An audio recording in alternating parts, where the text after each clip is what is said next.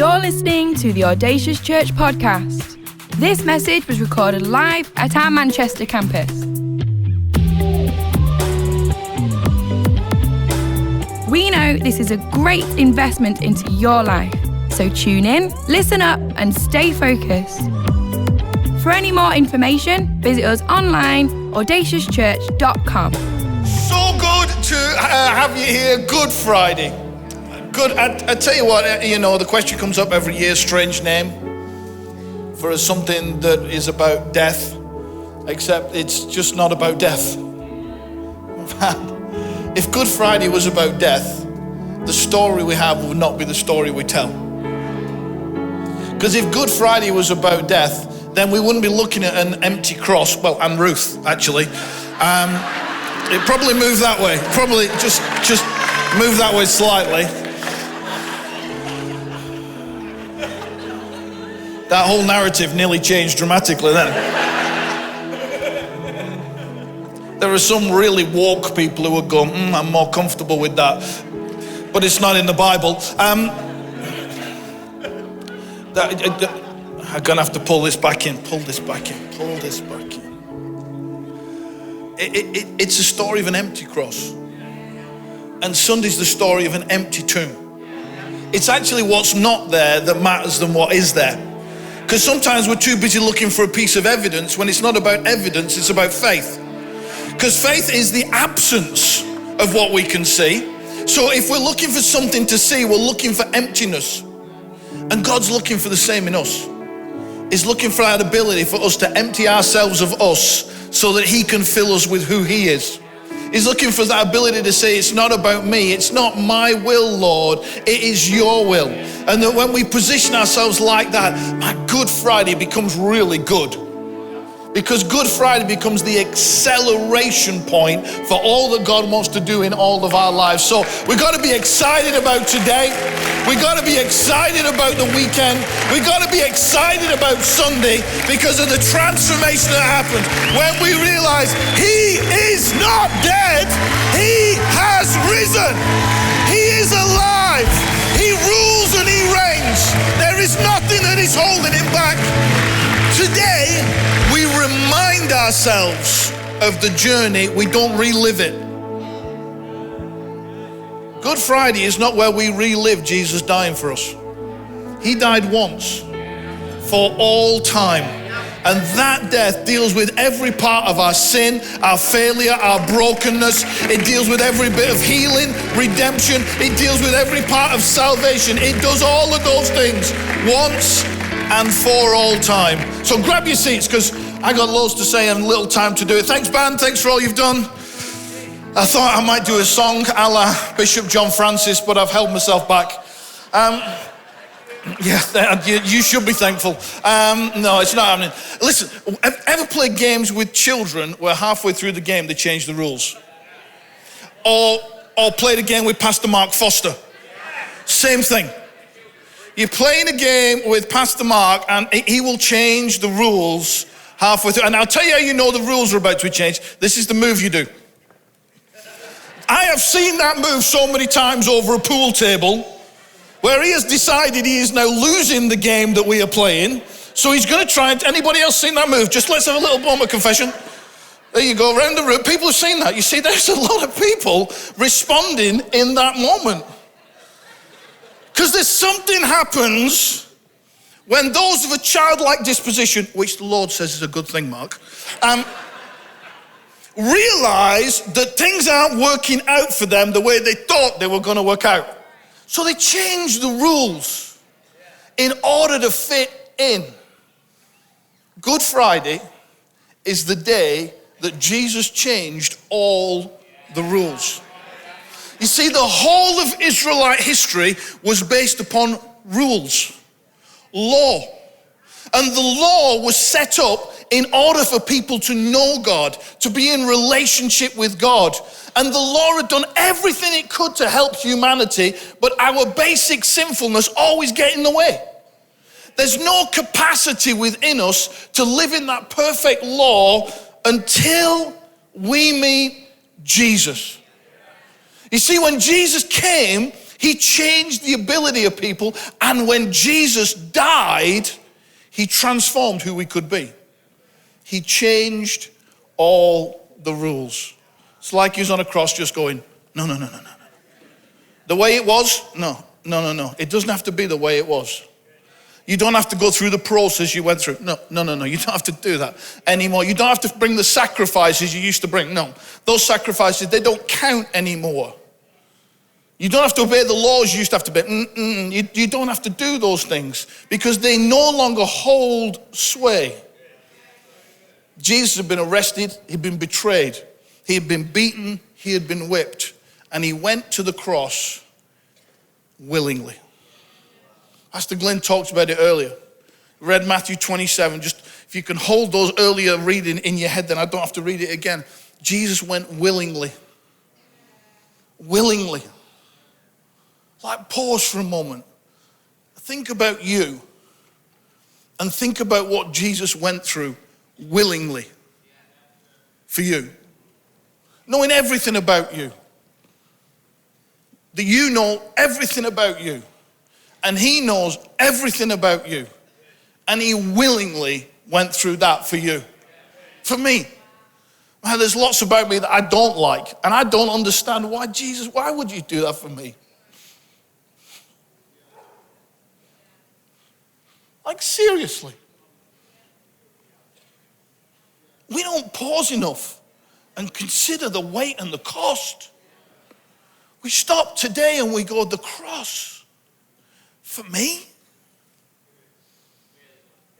Like, I don't know, was I just like, 2 for 1 special? Was I an extra? Was it 3 for 2 and he got Stuart on the sort of back end of the deal? Cheapest one free? But he didn't. For each and every one of us, the choice at the cross was willing. He broke the rule about how it works. We read earlier Matthew 27, and it begins with that moment of darkness, where across the whole of the land there's darkness. There was no possibility of an eclipse. There was no possibility of anything naturally, physically happening that could have caused that. Spurgeon, the great theologian, he says, God's frown removed the light of day as nature responded to its creator, willingly sacrificing his life. The darkness comes, and then we read just a moment ago about Jesus' cry. That moment, Eli, Eli, lama sabachthani, where he cries out to God, my God, why have you forsaken me? It's the only time that Jesus doesn't address God as Father. It's the only prayer where he doesn't call God Father, because he's quoting Psalm 22.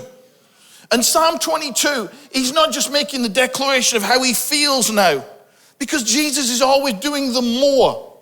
There's more that he's doing. He's not just doing what we see. He's not just saying what you hear. He was saying more. In quoting Psalm 22, he's getting to later verses where it says this, future generations will be told about the Lord. They will proclaim his righteousness to a people unborn. And this little phrase at the end of Psalm 22, for he has done it. In his cry, how together he has to be to do that. In his cry, in his cry of desperation, he makes the declaration of what he is doing. That he has done it. That he is the Lord. That he is bringing something to completion. He cries out like that. And at this moment, there is a transaction that happens where God the Father regards for the first time the Son through the lens of sin. Because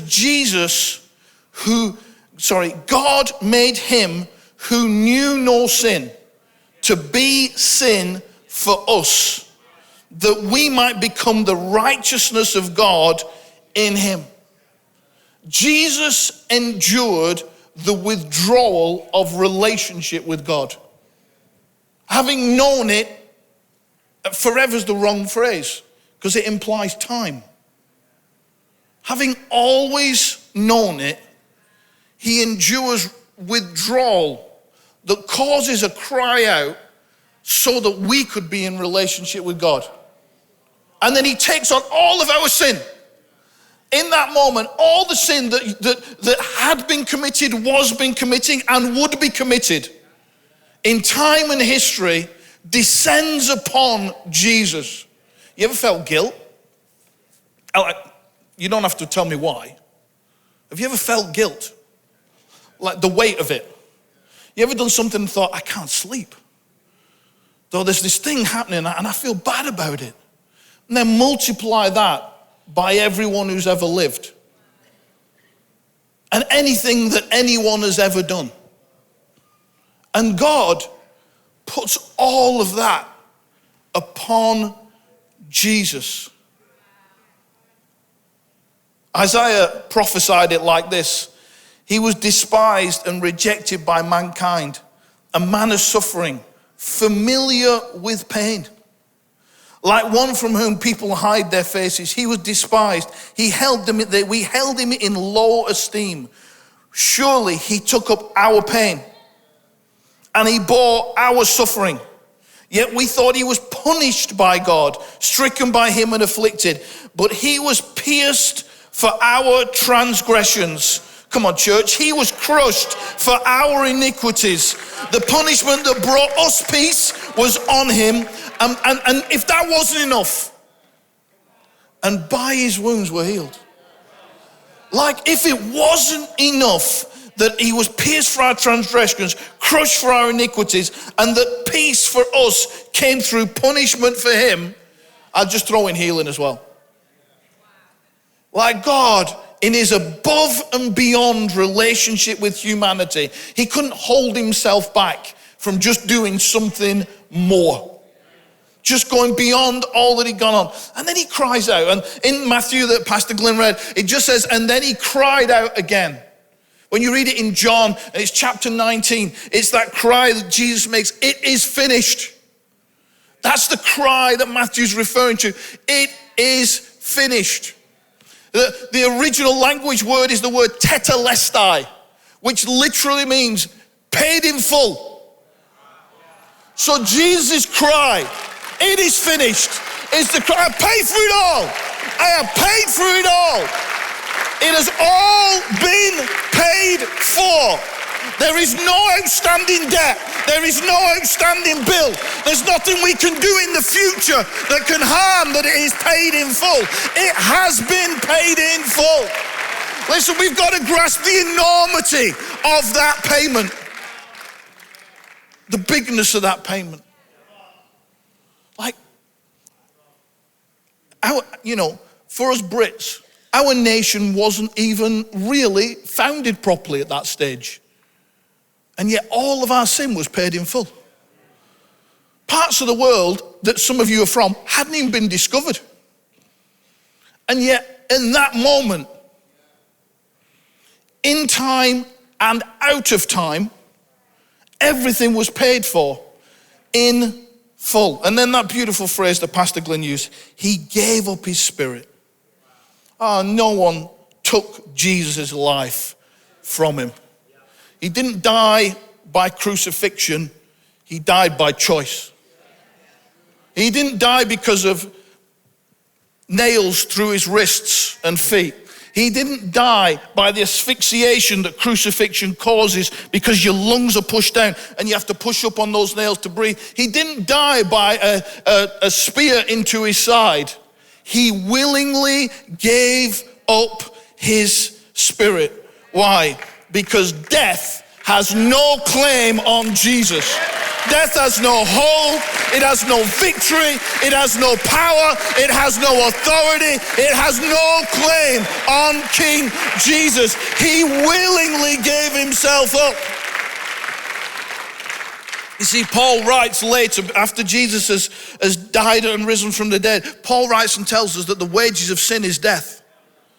Oh, well, Jesus can't collect death because he's got no sin. So there's an impossibility that is trying to happen. At that moment when Jesus dies, death senses victory. Jesus is as alive then as he ever was. Jesus says this in John chapter 10, the reason my Father loves me is that I lay down my life. This is John 10. This is a long time before the events of the cross. I laid down my life only to take it up again. No one takes it from me. I lay it down of my accord. I have authority to lay it down, and I have authority to take it up again. Listen, Jesus is just going, let me put this down here. I'm going to come back and pick it up. I'm going to put my life down here because that's going to pay for everything. Every now and again, there's a beautiful moment that you can have, we can all have, where you get to pay for something for someone without telling them you're paying for something. We were out for a meal the other day with friends, and he went and ordered we were in brunch, he went and ordered a couple more coffees, and he came back, and I thought to myself, you bandit. You just paid. And I knew he'd paid because that's exactly what I would have done. So, you know, we come to the end of the meal and Julie says, babe, you better get the bill. I said, there's no need to get the bill. He's already paid. So he says, how do you know I paid? I said, that's what I would have done. He said, I thought I got away with it. I said, well, no. And there's no point me going back to the till. Right?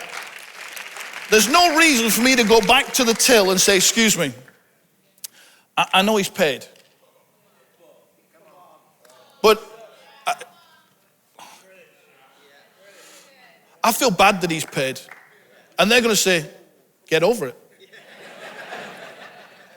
I'd like to have paid. They're going to say, it doesn't matter. We're not bothered where the payment came from. We just need to know that it was paid. We just need to know that it's been covered. We just need to know that someone has paid the full price for everything that's in front on this bill. Thank you very much. You can take your seat. So whenever you come along and you want somehow to pay the Lord because you feel guilty for what you've done. Because we wrestle, listen, let's be honest, we wrestle still with our sin. And there's times where I think, Lord, I'm such an idiot. And he goes, yes, my son. I say, Lord, what? I got to make this up to you. And I think the Lord just goes, honestly? Like, one, my sin was no surprise to him. The sins I will commit will be no surprise to him. Interestingly, and I absolutely believe this, we all have the capacity never to sin again.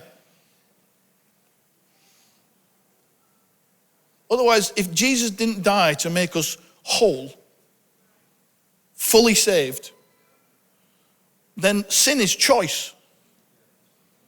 Once you've been made alive, it's a choice to sin. And we have to wrestle. So when we sin, I'd love to blame everybody else. And that's how we feel better about ourselves.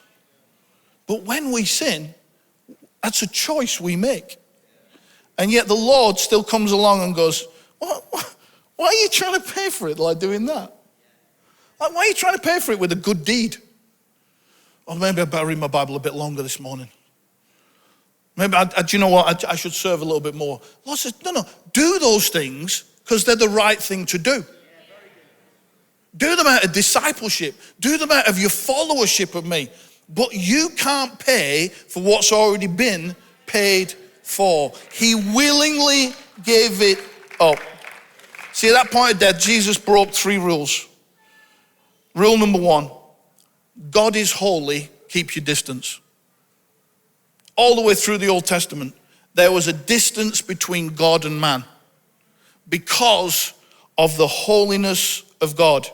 In fact, access to the presence of God had been limited to one man, 1 day a year. That was all they were allowed, and there was so much ceremony and so much they had to do in order for the one man to be able to go in. And there was so much fear attached to it, he had a rope attached to him just in case. So if he died, they could pull him out. And yet, we read and read earlier that the curtain was torn from the top to the bottom. It's not act of sabotage where someone sneaked into the temple, which would have been difficult to do. and got to the curtain and cut the bottom and then tore it up. It's an act of God.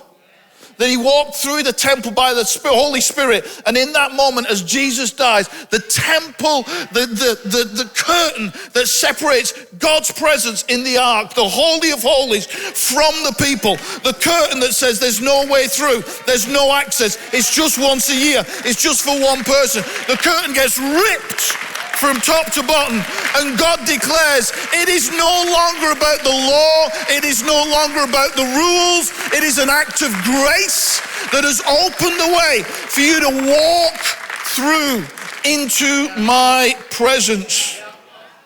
The moment Jesus expired on the altar of the cross, the veil, which for ages had separated God and man, was rent from top to bottom. We can come boldly,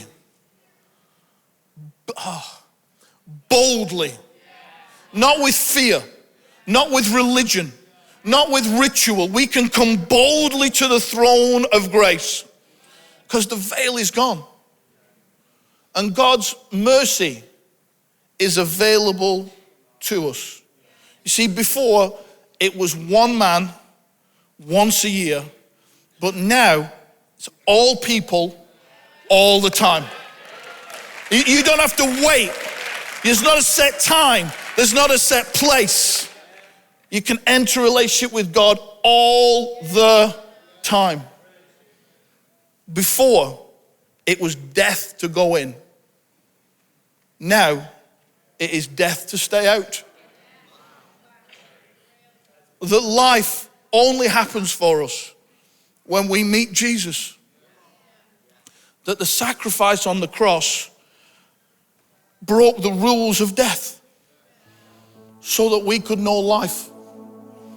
He broke the second rule, that there is a natural order. At that moment, and again we read it earlier, the earth quaked and the rocks split. Only a very few people around the cross understood or had an inkling of what was happening.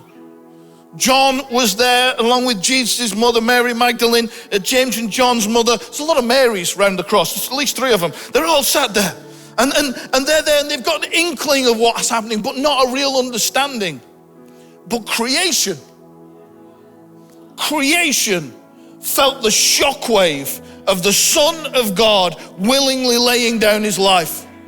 Creation shook with the anticipation of all that had changed in that moment, because the one who had created had allowed those same hands to be pierced. The one who had made all things, had shaped the earth, was now dying for its inhabitants upon a cross. And at that point of death, the earth responded to the willingness of Jesus. It says the earth shook and the grave split open. At that point, there needs to be a comma or a semicolon in Matthew when you read this, because it's not an immediate thing that the people came out. But the grave split open because God is always working to break open what he will lead people out of. He's always working to break open the thing that you thought had buried you, the thing that you thought had locked you in, the thing you thought had limited you, the circumstance and situation that made everybody else go, poor you. Oh, that's horrible that's happened to them. We're so sorry. We're so sorry that that happened to you. And God, in that moment of Jesus' death and resounding through history, since that moment, he has broken open every grave, everything that holds, everything that contains, everything that can limit you, everything that can stop you, everything that can hold you back. He has already broken it open. But this is what he's waiting for. He's waiting for you to get up. So the grave's open. Because the grave has no power over Jesus. And it has no power over us. Paul writes, where, O death, is your victory? Where, O death, is your sting? The sting of death is sin. The power of sin is law, but thanks be to God, he gives us victory through Jesus Christ our Lord. He broke the rules. He broke the rules. He smashed them apart. Final rule Jesus broke was death itself. They always say, don't there's two things always going to happen, death and taxes. We're just down to taxes, people. Let me declare it. We are literally, if we're followers of Jesus Christ, the only thing that can happen to you is taxes now. Death is not final. Jesus smashed the rule on death. We said earlier the wages of sin is death, and Jesus had taken sin upon himself. But it was a sin he chose to pay for, not a sin he had to pay for. Oh, let me try and work that for just a moment. You see, I can stand up in a restaurant and I can go to the counter and I have only got to pay for my part. I don't have to pay for anybody else in the restaurant. I don't turn around and look at the restaurant and think to myself, oh boy, what did they have? What did they eat? I don't have to think about that. I don't go shopping. I don't, wander into Tesco and look at everybody else's baskets and think to myself, what are they buying? How am I going to pay for all those other things they're buying? The only person that I am accountable for paying for is the bit that I am buying. So when Jesus comes to death and he brings all of our sin and he puts it down and he pays for it, the sin is paid for. And then death says, what about your sin? And Jesus goes, I got nothing. Jesus does not have to pay for sin because Jesus was sinless. At that moment, death goes, whoa, whoa, whoa. You had all that other sin. Oh, it doesn't matter. I've already paid for that. So death's hold on Jesus is broken in that moment. When death came to take hold of him, it could see our sin and it acknowledged that Jesus paid for that sin with his blood, but Jesus had no sin of his own. Death and the grave are trying to hold him down, but Jesus, he's not just dealing with himself now. Jesus is now rinsing death and hell of everything and everyone who is his. That's what it says in Ephesians. When he ascended on high, he took many captives, gave gifts to his people. What does he ascended mean except that he also descended to the lower earthly regions? He who descended is the very one who ascended higher in the heavens that he might fulfill the whole universe. You see, when Jesus descended, it was to set free those held captive. It was to set free those who were waiting, those who've been waiting for him to come. And so he did. And then hell said, let me try and hold on to you. But Jesus, there was no sin to grip. And he broke free of death and hell. You see, when life touches death, life wins. So when Jesus ascended, when Jesus rose from dead on that third day, all of those graves that were open all over Jerusalem, suddenly, people started to get out of the grave. They started to get out of the grave and they tell the story that I was dead, but now I'm alive. I had lost everything, but now I have found everything. And these people walk the city, the Bible tells us, walk in holy people, walking into a city, making it holy by their very presence. When we recognize that we were dead, and now he has made us alive, and we walk into our world, we walk into our city, we walk into our families, we walk into our workplaces, we bring the holiness of God into those spaces. See, Jesus broke the rules. Death no longer has the final word. Jesus is the word. He is the first, he is the last, he is the living one, He is the Alpha and the Omega. He is the beginning and the end. There's no space where he is not. There's no place where he is not. There is no time that he does not rule. There is no place that he does not rule. There's no authority that he does not have. There is nothing that holds Jesus back. When he rose, we rose with him. New life became ours to take a hold of. So Jesus, in that moment of the passage we read, he dies on the cross. Fully dead. The Romans knew when someone was dead. They were professionals. And the first witness is a Roman centurion, a man who was overseeing the beating, whipping, and mockery of Jesus. Is the first person to recognize who he is. The first person into heaven is a thief on the cross next to him. You see, Jesus doesn't hold against us who we were before we met him. He asks us, what have we done when we met him? When we encountered him? Because the rules change when we recognize Jesus. When you recognize Jesus, that on Good Friday, as we talk about all that he accomplished by dying on the cross, when you recognize Jesus, the rules change for your life. The emptiness, the brokenness, that sense of lack, that sense of purpose that you thought there's something just missing, and you suddenly realize it's Jesus. That is who I need. Thank you for listening to this Audacious podcast. For any more information, visit us online, audaciouschurch.com.